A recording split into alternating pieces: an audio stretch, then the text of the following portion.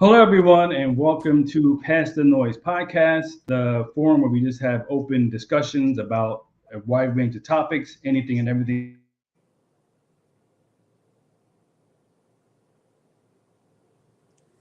that you have to say. Regarding the podcast. During the podcast, I will be sharing a link you can use to call in. We're still working on the issue where if you're using the Facebook app, it doesn't go directly to the internet, but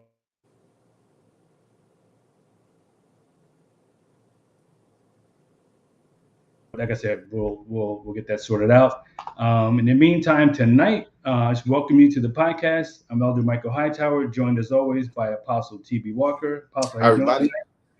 Yeah, And tonight, excited about tonight. Excited about yeah, tonight. Tonight's gonna be a good absolutely. topic.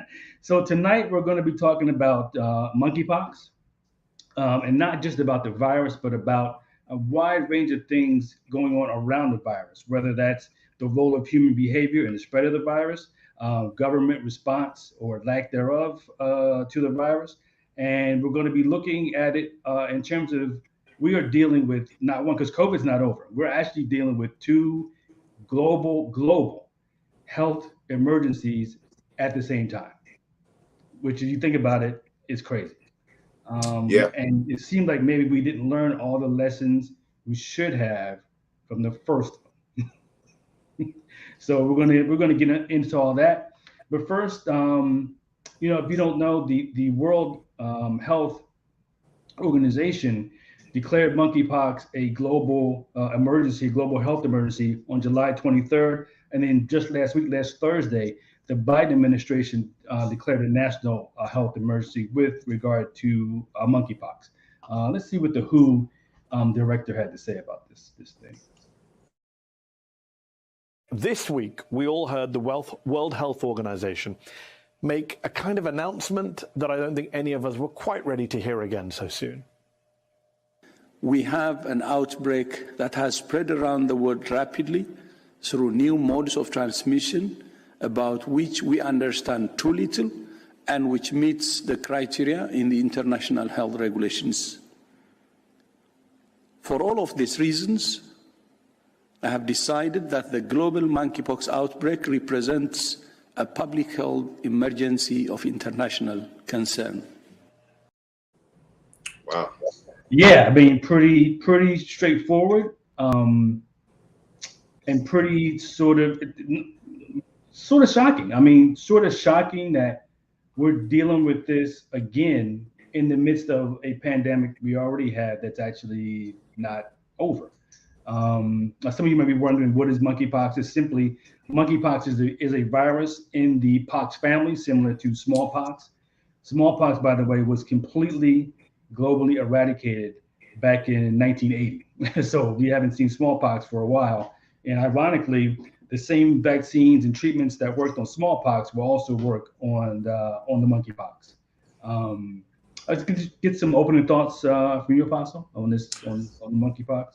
Well, listen, I mean, there's going to be some science I'm sure we're going to talk about tonight that we'll, talk about a little bit more and probably a lot more expertly concerning what monkeypox is. But just looking at what we have, we are really, I think, in a process where we're seeing some of the fallout, if you will, or just some of the consequences or maybe byproducts of our globalization.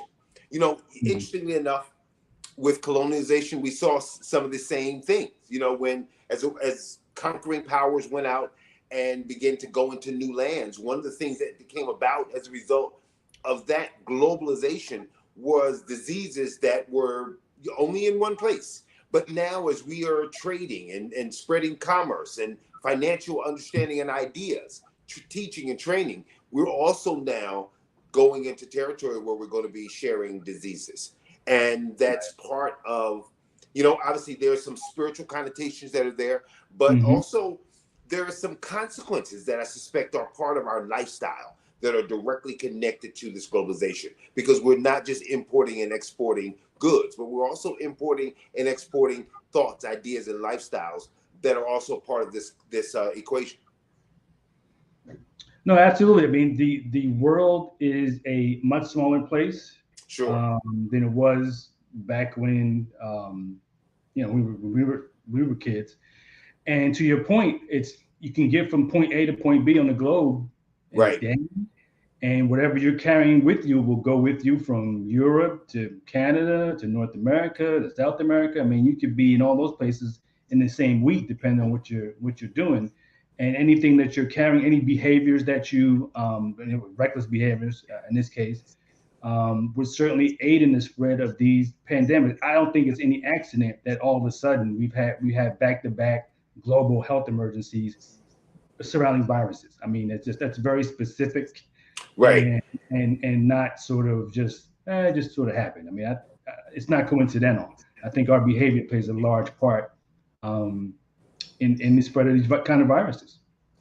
Sure, absolutely. I think you're right on point there when you talk about transmission. That our lifestyle is really, part of this is showing the transmitter. The smallpox has been around, forever. Mm-hmm. These diseases have been around for a long time, though they may have been discovered and, at a certain period of time, but they've been around for a long time. But, the transmission of these diseases and the ability to keep some of these at bay are really connected directly to the way we operate as humans. And we might have to really get down to looking at the way we operate as people.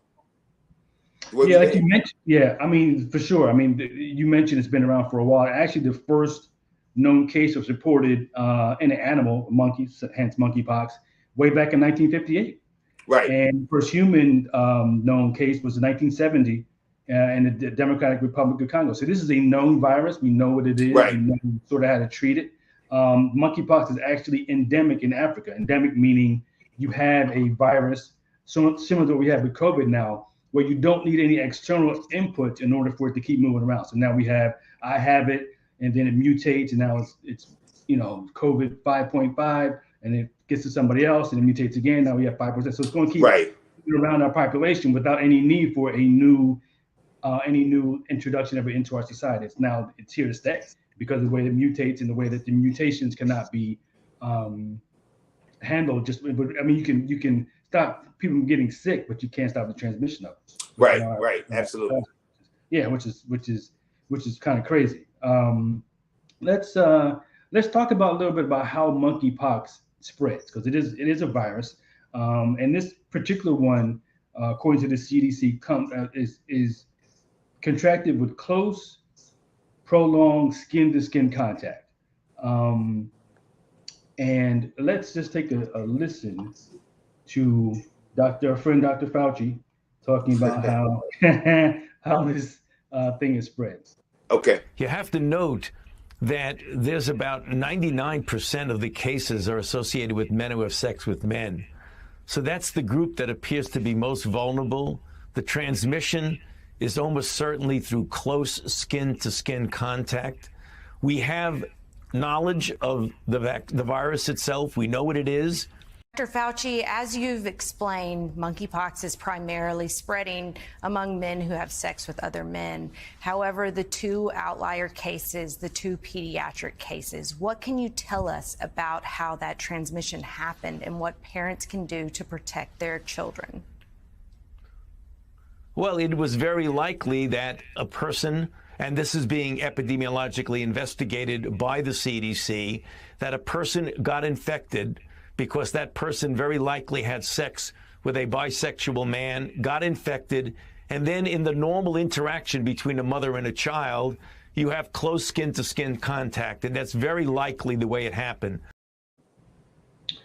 So, again, we're back to behavior.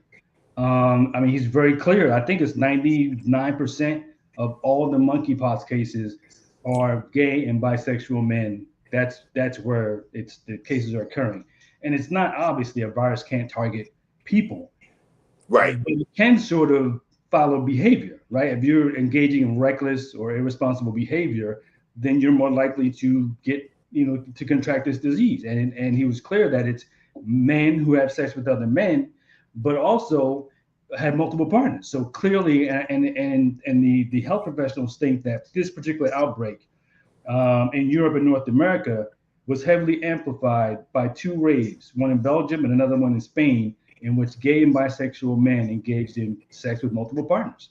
That's, I mean, that's pretty clear cut, right? Huh? It's pretty. That's pretty. It sounds really, really clear cut. It is clear cut. But you know what I mean? And I guess in some ways it is really, really clear cut. And then I guess in another way, you know, I guess the question would be, you know, are we saying that, are we willing to call it a gay disease? You know, because HIV, would you look at HIV as a gay disease in the same way that you would, that we're categorizing monkeypox? I would. It appears. I don't know if I would call it a gay disease, but it appears that the disease is more easily transmitted with men having sex with men. I mean, that's clear as a bell. Without getting into the details of how men have sex with other men, that seems to be the way that this thing is. I mean, it's a global thing. I mean, this is spreading like 77 countries, places it's never been seen before. So this isn't like it just jumped up one day and say, you know, let's pack our bags. This is behavior that caused this thing to spread the way it is. Like, again, I don't think it's not targeting gay people. It's not saying where the gay people at, where the gay and bisexual men, but your behavior attracts this sort of virus, like HIV. The behavior attracted the HIV virus in gay men. So and transmitted it.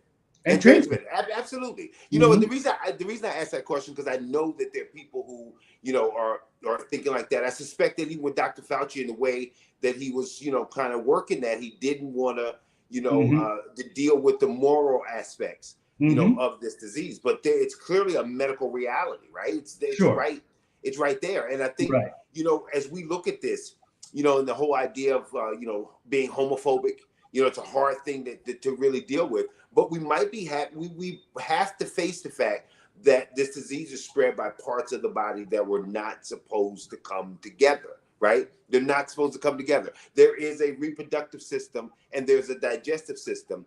And, you know, just based upon biology, and I don't think they're supposed to come together. So when you look at that, you can begin to, you know, at least from my own perspective, you can begin to see that lifestyle is really something, and our moral decay is really directly connected to this pandemic. You know, because though it starts in this one area, it spreads into other areas of our society, just like HIV. You know, started in one area, but I, you know, if we look at this from a different perspective, a spiritual perspective, a larger perspective, it spreads out to lifestyle, period. It may start here in that particular area, and obviously it's going to transmit there, but I think it's really about our lifestyle and moral decay as people, period. Yeah, and to your point, God is not doing anything to target gay people. He's not, you know, saying what can I cook up to sort of make the lives of gay and bisexual people uncomfortable. Their own reckless behavior has put them in the cross. But God doesn't do anything about it. Your reckless behavior will always have consequences. Some of them will be immediate, some will be long-term, some will be short-term. But in this particular instance, you know, prolonged skin-to-skin contact and sex with, you know, with men, I mean, those things are self-explanatory.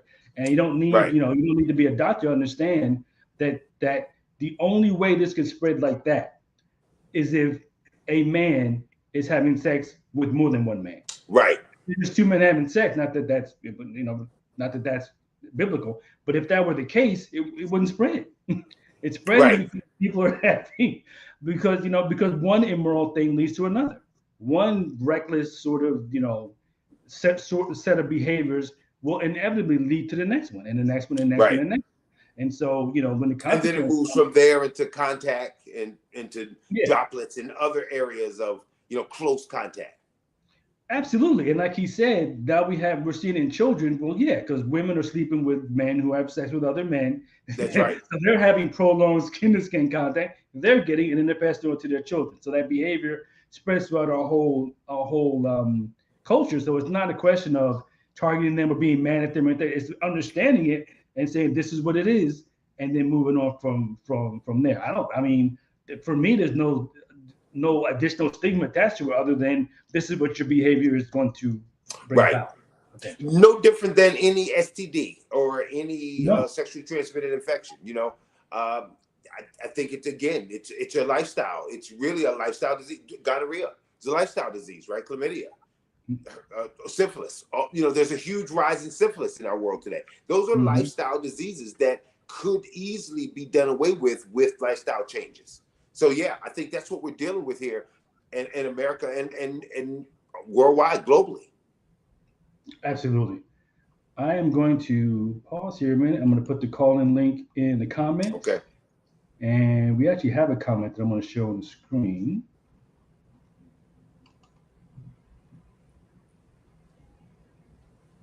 Okay, it's coming from William May. Says, has it been established that it is a gay disease? It's been established that that is where it's targeting. Right? I mean, 99% of the cases occurring in that community speaks for itself. So it is sort of that behavior is a magnet for this disease. And again, I mean, I think you mentioned, is it a gay disease per se? No, but if you're engaging in sex with men, you have increased your likelihood by quite a bit. Sure. I mean, very much like, as we were talking about, there are multiple, there are sexually transmitted diseases, and many of them are really heavily connected to particular groups, heterosexual groups, that generally get this particular disease. There's a syphilis, and the greater majority of people who get syphilis are heterosexual. Well, I think this monkeypox, the question that was being asked in terms of like, has it been established? It's not been said. It's not something that has been said. It's not something that's going to be said. The way that we operate, and I think our political correctness frightens lots of people, and they don't want to say that it's been established that way. And again, I don't know that it's established. It's not pinpointed at that one particular group, but I think like what you said is true, that this particular lifestyle clearly, based upon the numbers, is the key transmitter. Yeah. And let me play a clip to sort of speak to that. Stephen, Guardian columnist Owen Jones, who is a prominent British gay journalist, he tweeted on Tuesday about countries that are prioritizing giving the monkeypox vaccine to men who have sex with men first. And he said, those trying to make this sound homophobic, quote, have completely lost the plot. It would be homophobic to deny gay and bi men priority for the vaccine. How do they not understand this? Do you agree with Owen? Is that the right way to prioritize vaccinations, or are you worried about this becoming stigmatized as a gay disease and then ignored like HIV was in the 80s, as you mentioned earlier? No, I agree with Owen 100%. I would actually argue that we should think of it as a sexually transmitted infection, which doesn't mean that it can't be transmitted other ways. But if you look at the CDC website, herpes, HIV, hepatitis B and C, all of these are called STIs because sex is a domain where these diseases are transmitted. They're transmitted through unsterilized syringes and other ways, but sex is a major vector where we need to address them. And so Dr. Stephen Thrasher said it better than I could. He did. I mean, I think he put it right on the money. That I think that's the right way to think of it, as a virus that is spread by that behavior, and it is what do you call it, a sexually transmitted infection. That's exactly what it is. Right. And so, yeah, I mean, it's like you said. He said it better than I could have. But again, right on the mark in terms of what we're dealing with this pandemic. I mean, the interesting thing about this particular virus is that, again, it's known. It's not like it's something that is new. It's been around for decades. But I was curious myself, is if it's been around for so long, how is it still a thing? Like, how is it that we eradicated smallpox but we can't seem to get rid of monkeypox? And really, most recently, it's sort of been confined to the African continent. And I think that's something to do with it. I think if we have vaccines and we have a way to vaccinate and treat it, it would seem like it would be in our interest to do that. It would seem like it would be in our interest to do it there so that it doesn't get here. Like, if you eradicate, like, we're not worried about smallpox because it's been eradicated. It seems like if we took care of it there, we wouldn't have to worry about it here. Does that make sense? Certainly makes a lot of sense. I think, that's a question that's a really a great question, and I think that it comes down to lots of things that are happening on the continent, of Africa. I think that some of what we have there in terms of the lack of organization in certain areas, the the Democratic Republic of the Congo, if we use that word democratic, if we're really able to seriously use that word. Truth of the matter is, it's a very unorganized place. It's a place where war has been, fought perpetually for 30 years. It's a place where there's a great deal of graft and corruption.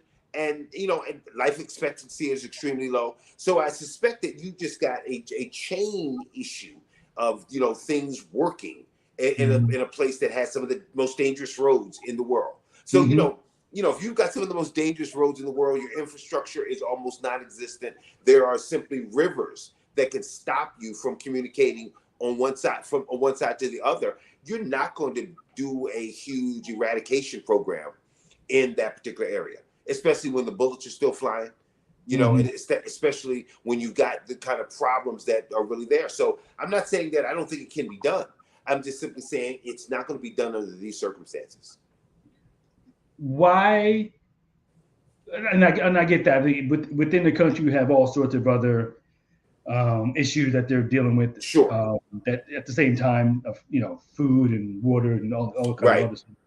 But it's still. I mean, I think this is an issue where you would think that the other developed countries, United States, Europe, the South America, where they had the resources, would focus their intention efforts there in their own best interest. That's not just helping them, that's potentially helping you. I mean, are we that short-sighted that we just say, you're on your own, if it comes over here, it comes over here? But that seems extreme for something that's been around for decades. That seems extremely short-sighted.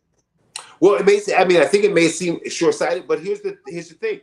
I think just as people, there was no thought that monkeypox would ever get out of the box. I think as we have a certain comfort in our own selves, a comfort in our technology, comfort in the things that we've eradicated, in the 21st century, in all 22 years of it. How many times have we heard that we thought that was eradicated, and then here's a case of this? Wow, there's no more plague. And then all of a sudden it's like, the bubonic plague is actually here. It's still a thing. So, we're not in control like we think we are. Right. There are all manner of things that are being exposed. And again, not to do a Bible study, but I think that the control element is really what we're looking at. I think that people, had they known that monkeypox could ever get where it is right now on a pandemic level, they would have definitely jumped all over it. This is the short-sightedness of humanity that says, I think we're good. It's right there, and that's the only place it's going to be. And who's going to ever go there anyway? How's it going to get out? I suspect that we have that all over the world. And now, because of globalization, we are paying some prices for things that we didn't jump on at the time because those people were not as valuable. If that had been in the Ukraine, I guarantee it would be different. If that had been in the Balkans, that would be different. But because those people don't really matter, and it's only there, it's only endemic here, I think, again, the chickens come home to roost. Yeah, it's almost like, I totally agree with that. It's almost like we don't get that these things are alive. Yes. And they change and mute. They want to live, and they can't talk and communicate, but they want to live like every living thing wants to live. And so that's why they mutate and all this other stuff. But they're alive, and you can't necessarily predict the way that something that is alive is going to react to anything. I mean, any number of things could happen once something that's alive interacts with something else that's alive, or some organic material. So I think we have cheated ourselves through arrogance in terms of dealing with things like this, because we think we have a handle on it. We think we know how to control it. And then we find out, oh, no, now we have COVID, BA52. And now, there's more coming. But a year ago, we were going to stamp it out. No problem. We got it. We got it. Right. And now a year later, and we're not done. It might be ramping up again. So we kind of come back to the same thing. Like, we don't learn. Like, we come in the same circle over and over and over again, but don't seem to really get to the point where we say, this is where we need to go. I think because it's hard to get agreement, and we'll talk about this later about sort of the political aspect of this. You can't even get people to agree on what should be done, even when the course of action is fairly obvious. We still can't get people to agree. Well, you know, I think part of it is that the argument gets polarized in terms of even like with it being, you know, a sexual discussion, right? Whether there's a racial discussion, we can actually throw it into things that are going to definitely divide us. When in reality, all of it comes down to lifestyle. You know, the lifestyle in terms of homosexuality is in there. The lifestyle of only prioritizing certain groups over others. The lifestyle of choosing countries and countries within the continent as valuable versus, you know, the DRC, right? So all of those things are really about the lifestyle of us as humans, not about whether it's gay or straight, you know, whether it's Republican or Democrat. This is a lifestyle problem that, like you said, if our lives had been better, if we had been thinking better, we would have looked at this and eradicated this. So though there's a problem in the transmission within in the gay community, there's also a lack of concern in the wider community until it hits, you know, us, right? You know, in the wider community, till that us becomes, you know, them. Right. And that's good. Once that happens, then yes, you know, hands across America, we are the world. We got to stamp this thing out in our lifetime. You know, when AIDS got big and got outside of the bathhouses, then all of a sudden we start singing songs, right? Then everybody kind of came together because we got to stop AIDS in our lifetime. But when it was just, you know, some guy who with a tutu on in New York, nobody cared about it. Right. Until it was too late. Yeah. Until it was too late. Too late. Wow. So listen, we have some more comments. So let me put on the screen. We have a comment from Clarice. She says, I heard on the news that calling it a gay disease, it could increase gay brutality like it did with COVID. Asians being attacked because it was called China virus. Absolutely.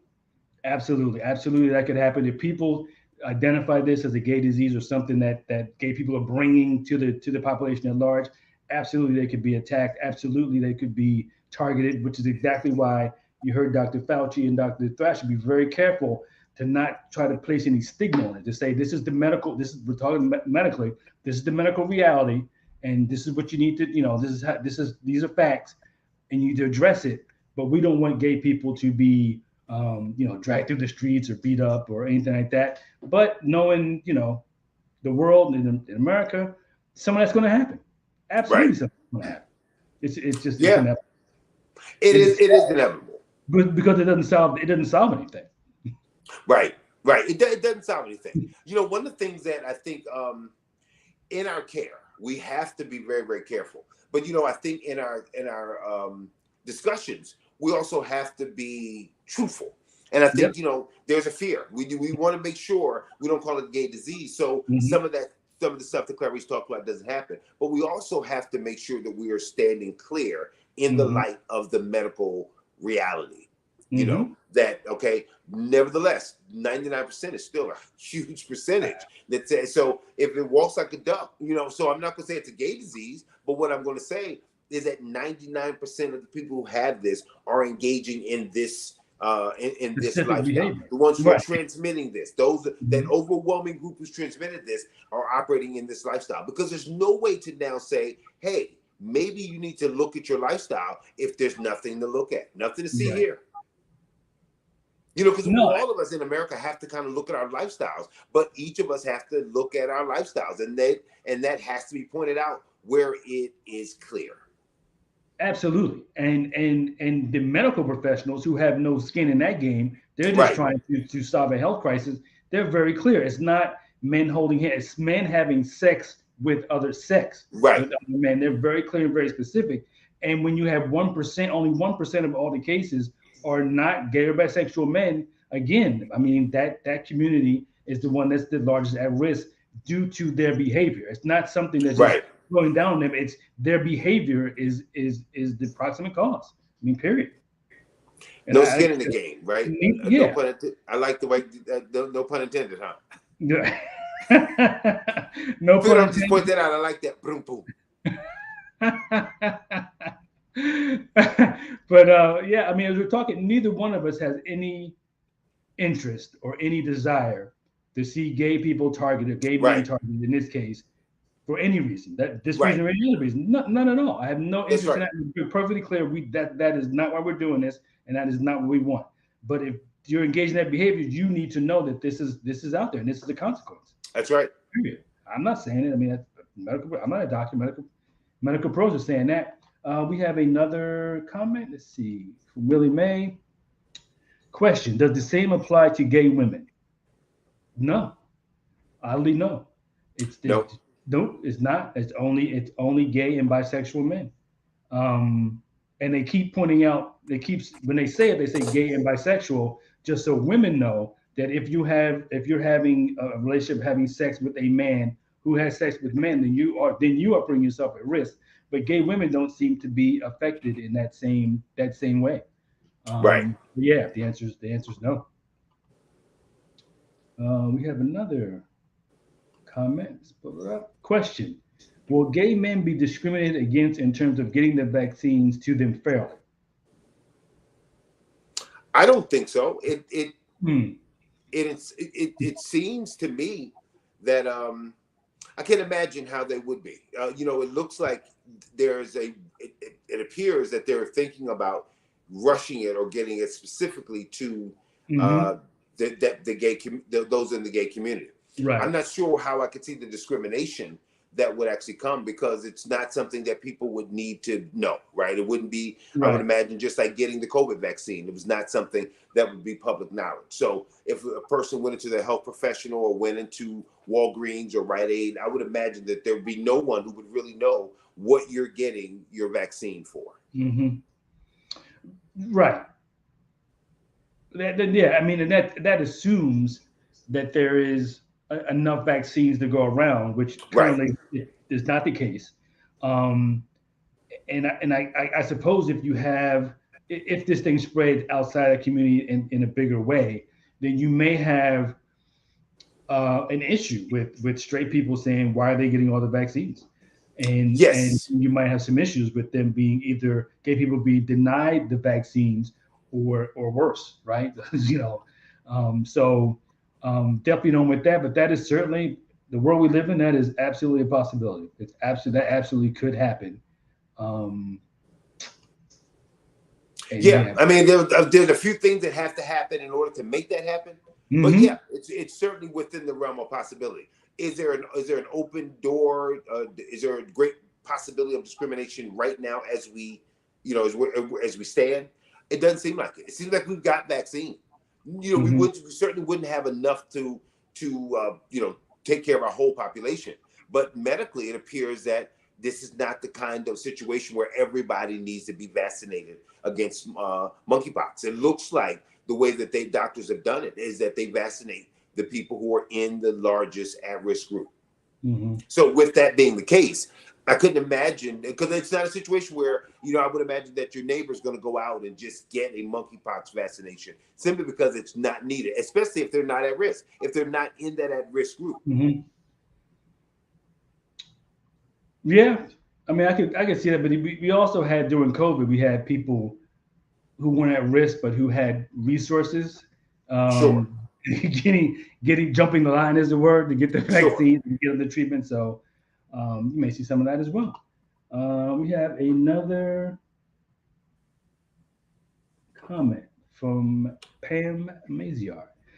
I think that the perverse appetite and sexuality today may have affected and torn down the human immune system. Having multiple partners and sometimes at the same time, etc., has caused so much damage to our bodies that we are susceptible to anything. What do you think? I would agree with that. You know what? I think that there are manifold consequences that, again, come with the lifestyle problems, right? I mean, there are going to be manifold consequences. What's the consequence of connecting the reproductive system with the digestive system? Are there consequences? I would imagine there's got to be manifold consequences, and consequences that simply manifest themselves at different times in history. So as we are doing and creating and devising all manner of different ways for our own pleasure, I would imagine that we're going to have physical consequences that we just never expected. By this going here, we just look and say, oh, I thought that was just pleasurable, never realizing, well, since that's not supposed to be there, there's something that comes with doing something that's not supposed to be done. So yeah, I would imagine that there, as we have invisible signs such as immune deficiencies, I would imagine they're cropping up all over the place. I imagine there's fibroid tumors and all manner of things that are happening in our bodies as a result of things that we just never thought were, were consequential. So yeah, I would agree. Yeah, well said. This is a comment from Willie May. Question: are you sure? I'm not sure what she's referencing. So Willie May, if you could put another comment in, are we sure about what exactly? And while you're doing that, I'm going to play another clip. The WHO, though, says this announcement is meant to galvanize countries into responding by increasing awareness, bringing in new public health measures, getting people vaccinated if need be. But what if it's too little, too late? Some public health experts are saying monkeypox is already a pandemic. Writing in the Washington Post earlier this month, scientists and doctors Eric Feigl-Ding, Yanir Bayam, and Kavita Patel criticized the WHO for downplaying the outbreak of monkeypox. As of Tuesday, CDC data shows the virus has infected over 17,000 people in almost 70 countries where the virus hasn't typically been found before. It's historically been in the countries with the blue dots you see in West and Central Africa, but is now spreading rapidly. On July the 1st, the WHO sounded the alarm that monkeypox cases had tripled across Europe in just 2 weeks. And as of just this week, the US now has the most known infections, according to the CDC. Yeah, so it did seem, it does seem like by the time things were announced that you're already sort of full blown into the internet thing, because, viruses, once they get on a roll, as we saw with COVID, it's very difficult to stop it after the fact. Like once it gets started and it's in your population, it starts to spread. Because people are infecting other people, not even knowing they're sick yet. Same with COVID, right? People are walking around for 4 or 5 days, no idea if they're sick, no symptoms, and they're infecting other people. So it does seem like, I don't know. And at the same time, I'm saying, but are we relying on our government and health organizations too much? Are we expecting too much of them? Like, how should they have reacted? Sure. I think that we're expecting too much of them. The reality is, in our world and the way we operate, there's always something in our minds to fix that. And whenever we have an issue, there's a football game, right? We have 5 hours of analysis after the game, because there's a way to fix the quarterback, right? There's a way to button up the defense. When in truth, the quarterback that's just where he is. Well, I think that when we look at diseases, we might be tackling something that's in some cases hides itself in ways that, because we're humans, fearfully and wonderfully made, very, very smart, doesn't mean we can catch. We watch the movies where a person is sneezing and, sneeze on someone in Venezuela and that guy got on a plane because he had to go to work in Argentina. All of those things are great, great possibilities, and they're bigger than us. So I think that we're expecting that if it breaks the borders, that we have scientists on team that are able to just eradicate it at its root. And truth be told, pestilence and plague has been around and has actually culled the human herd, if you will, since the beginning of time. Right. And God has called it his invisible army. That army, it stops pharaohs in their tracks. It stops nations in their tracks. So, as smart as we are at the best of our history, we've never been able to stop that. No, that's true. And it might be a part of that control issue again, that, hey, humans, you are not in control. You can stop a lot of stuff. You can't stop immigration, though, right? They're still getting through the borders. What makes you think you can stop a pox? Right. You can't. Yeah, there's a good point. No. I mean, not that it's good, but if there was a good side to it, is God showing us once again our limits, like how small we are in the world. I mean, you can't see this thing, you can't, pick it up, but this thing is making people extremely sick. COVID killed millions of people. Right. So there should be, like you said, but like with the play, like there should be a humbling, like, wow, we really not as big and bad as we thought we were. We thought we knew everything about our ecosystem, and if you take this out, then we thought, but clearly we're wrong, but you don't hear that. You don't hear that.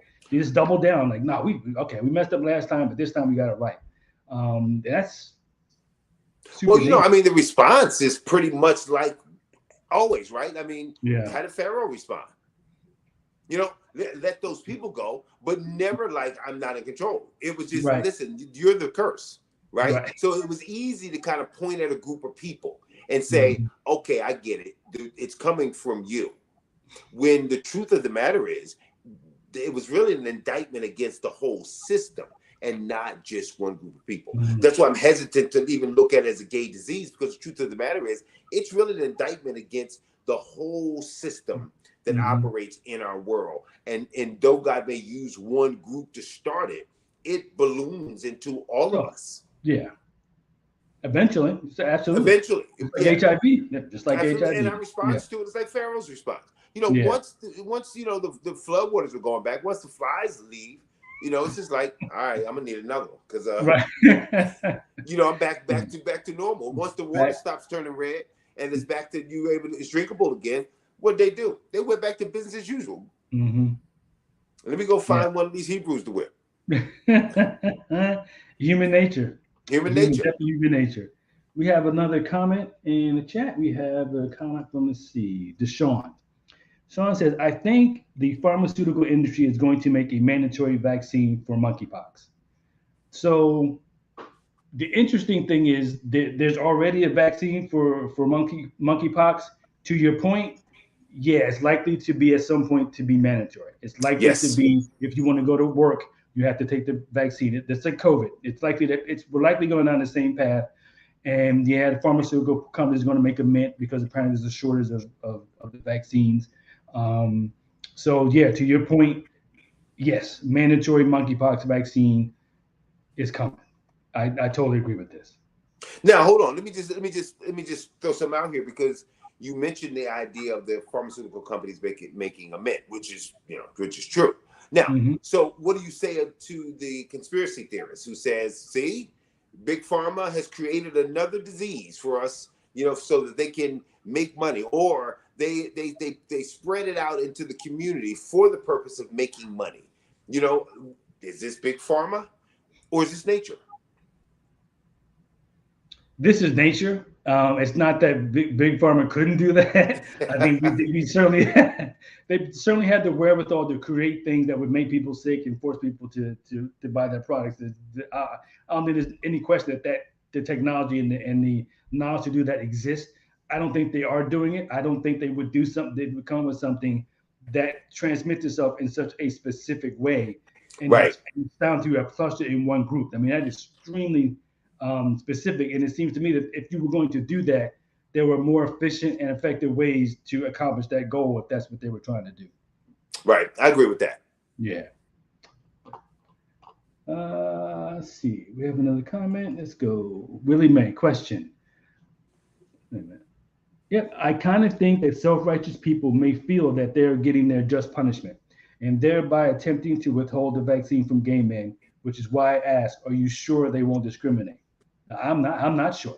I mean, when it comes to stuff like this, you can't be sure about how people will react if something is found to be in a specific community or group. I don't think there's any question that it's possible they will discriminate. I think the majority of the healthcare professionals and stuff won't, but there may be some that will. I don't think that there will be no discrimination. I just don't think it'll be widespread, but there'll be some, I believe. Sure, and I can agree with that. I didn't know the perspective that you were coming from, but yeah, I can agree with what you just said, Mike. That there's going to be some, but now I don't know that we've got a history here, right? We've got a history with AIDS and HIV medicines. Again, that discrimination only works if it's contained in that community. I think that with looking at the history of HIV medicines, I didn't see a great deal of discrimination in trying to keep them from getting it, simply because people were so concerned that they would get it, so they didn't spread it. So I think that, with the fear of monkeypox, I'm not sure, because it will now. There's been a woman who has it, who has it. Like I saw her on TikTok. So, I mean, the idea that now this can spread to other people, and once a kid gets it, and other women get it, and not from sex but from contact, there's not going to be a need or desire to like keep this person in the community sick so that it can spread. I think our fear will allow us, will probably override any of the homophobia. Because if it's just in that community, yeah, I can see some people saying, let them have it. But because it's when you look at a pandemic, I suspect that it's because it will go into the greater community, just like HIV. I don't remember seeing anyone saying, hey, don't let them get that medicine. Now, I remember pharmaceutical companies, jacking up prices. Sure. And that being an issue, AZT and some of those issues, Dallas Buyers Club, was part of what that movie was about. But it wasn't based upon the fact that, like, because you're gay, I don't want you to have this. I don't know that we're living in that society. I don't know that we're living in that time where even homosexuality is viewed in that area in that same way that it would have been in the 80s. Definitely not. No. Definitely not. We've got a greater level of acceptance. I think that in some ways it's the idea that, like, yes, we will keep you from it. Sure, there are some self-righteous people, but I believe, in all honesty, the checks and balances that are in the system, in these various movements that are social movements that are cropping up, I'm not sure that the climate is like that anymore. It may be like that in a trans community, but I think with in terms of being gay and bisexual, I think that discrimination is still there, but I don't know that we're there at that spot. I'm just thinking that may depend somewhat on geography. Sure, absolutely. Places where it's more accepting than others, and some places where, like, I'm thinking like Bible Belt, Midwest, they might be thinking. Now, but think about what healthcare professional could do it. Now, I definitely believe that, sure, that church may not distribute. We're not going to be a distribution center for the monkeypox, right? You're not going to be able to get a shot here. But are there going to be widespread healthcare professionals, which is where the vaccine is going to come through? Are there going to be a great deal of healthcare professionals in the Bible Belt that are going to say, I'm not giving a shot to someone to vaccinate them against monkeypox? No, I think it's more likely that politicians will come under pressure in terms of where it's distributed before it even gets to the healthcare workers. Right. I think it's the next level up, where you're talking about mayors and governors and state legislators. They might be feeling pressure from their constituents that may lead to things that could be considered discriminatory in certain parts of the country. I think that's possible. I can see that. We saw some of that with COVID. Yeah, definitely a possibility. Yeah. So it seems like we haven't learned a whole lot or enough from the COVID pandemic in terms of preparing for these things and just ramping up and just getting ready. I just want to take a clip from a doctor who's speaking on that. And you actually are somebody who is an expert specifically in monkeypox. What do the people at home need to know about monkeypox? Well, monkeypox is spreading, as you are seeing, in a new way that we never saw it spread before. I've been working on this virus for 2 decades. And during this time, monkeypox has really been predominantly in low resource settings, like in the Democratic Republic of Congo, in villages where people are hunting for sustenance. Now we're starting to see it spread in a totally different way. We actually don't really know what the number of cases, the true number of cases that are out there really are, because there's not enough testing available right now. Access to testing is really difficult. I mean,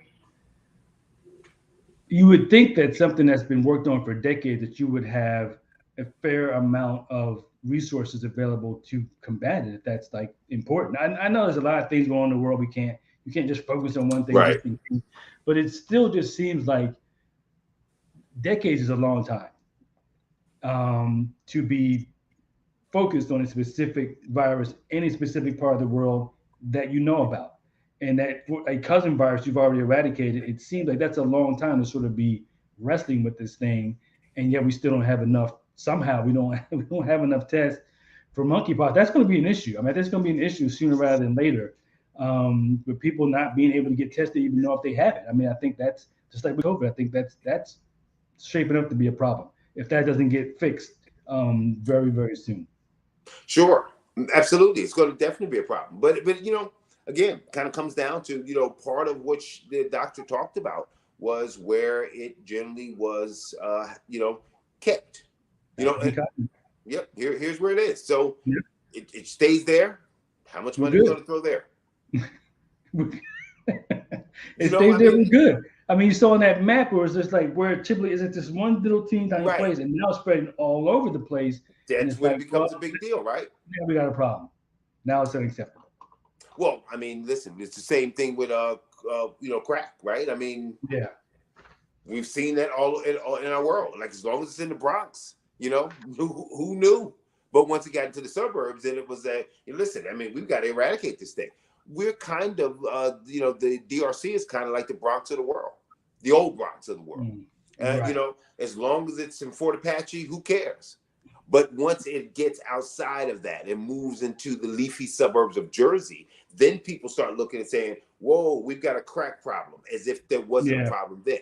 So they didn't deal with it then in the same way that disease works, that this was not something that was studied. This was something that was like, hey, we know it's there. But it's good it's in the fence. Right. Yeah. Let's see. We have another comment from Chavez Walker. Do you think that the distrust many have developed in the CDC as it pertains to COVID will affect how they receive information pertaining to monkeypox put out by the CDC? Yep. Yeah. Absolutely. Yeah. Mm-hmm. Absolutely. And what's going to fuel that is politicians and people who have their own agendas sort of making light of it or pretending it's not a big deal. I think you're going to see sort of, again, polarization, in terms of what we should do in schools and whatnot. So, yeah, I think you're definitely going to see some people distrustful of the CDC because the CDC, Dr. Fauci and all those other, they did say some things publicly and repeatedly that turned out to not actually be accurate. And so, that's factual. So when you have that, plus people's natural skepticism, plus people sort of stoking the fire, you're definitely going to have some things there for sure. Definitely. I think one of the things that I'm not sure if this is like a sad thing or like a good thing, but truth is, I don't think that most people are getting their medical information from the CDC anyway. I think the CDC may be one of the sources, but people are getting their information from YouTube. They're getting their information from TikTok. They're getting their information from Facebook and Twitter and all the other. They're just combining. So this area of this distrust hurts us in many, many ways because nobody really trusts much of the information they're getting from anywhere. And people really are going to trust the multitude of TikTok videos or bloggers that, that 10 of them have sounded the same. Let's go with that. So the danger here from the fake news era and all the things that have happened, the danger here is compounded without a doubt within that area of mistrust. Yeah. And here's a perfect example of that. Over on the right, how are Republicans responding to the latest public health concern? Well, we have a new global pandemic. Have you heard about this? Monkeypox, that's right. It's the newest thing. It's the newest thing. Listen, you guys have to update your social media right next to your Ukraine flag and your mask emoji and your vaccine shot emoji. You need to make sure you have a monkey emoji, okay? I mean, that would be fun. I mean, it's a little talk, but that would be like really funny if it wasn't so serious. And the thing is, she's serious. Like she's not like putting on the act. Like she's really. This is her. This is not an act. This is a congresswoman who's making fun of a public health issue. Well, that's what makes it so serious. I mean, like I think that's what. I mean, if this were like a diabolical plot behind the scenes where she said, you know what, I'm going to come out here and act like this. I don't really believe it, but I'm trying to bamboozle the people. you know what? Like, that's the old devil, right? That's the old devil we know. This is a totally different type of beast that really is like, no. I seriously believe this. I'm honestly, no matter what science is out there, I really believe this. That's really dangerous. And what's dangerous is that she will get people who will follow her. She did not get boos and hisses. She got claps and kudos. Absolutely. I mean, and that's the thing, right? Is that as she's speaking, people are with her. Like she's not swimming against the tide. She's like they're totally agreeing with her and with that sort of. I mean, the monkey emoji. I mean, it's so silly and ridiculous. I mean, it's just this is whatever you think about what's going on, how it's being handled, or whatever. This is a public health emergency. I mean, it's a public health issue. And no one should be on stage making light of it. We're talking about emojis. I mean, it's just. Well, you know what I mean? It wasn't a matter of her just making light of it. I think it was also disavowing it. She said here's the new thing. Yeah. We remember we tried to shoot this down with COVID. Those millions of people, I guess they weren't real that died. So now it is like, here's their new thing. So, you know, the danger is making what is real simply another conspiracy theory. Right. And that's what media has been able, and mainstream, you know, the media that we are seeing out there, specifically this Fox News, have been really, really great at taking real things and making them just a ball of conspiracy. And therefore people die as a result of these conspiracies. These theories, rather. Yeah. And this, I mean, it hasn't killed a bunch of people outside of Africa, but if it has killed people there, then eventually it will kill people here, the way COVID did, right? It's a virus. Right. So if you have health condition, if you have a weakened immune system, whatever else might be going on, you might be, you know, it might be fatal to you. And we don't know, you know, there's been a couple of cases where kids have come down with monkeypox. So now there's going to be a concern in the school. So as it starts to spread and grow, people have to make some tough decisions about how we're going to, you know, address this short and long term, you know, for the benefit of everyone. From what you saw from that clip, there's going to be there already is a polarization such that that's going to be difficult to do. Right. Yeah, absolutely. Absolutely. We've kind of, you know, made our bed here. We've kind of dug a hole for ourselves, you know, and, you know, the gift of Trump is a gift that keeps on giving. You know, that started something that we could never tell that he was going to, and that fake news and the idea that everything's alive was going to be such a huge strain. And it's a pandemic in and of itself.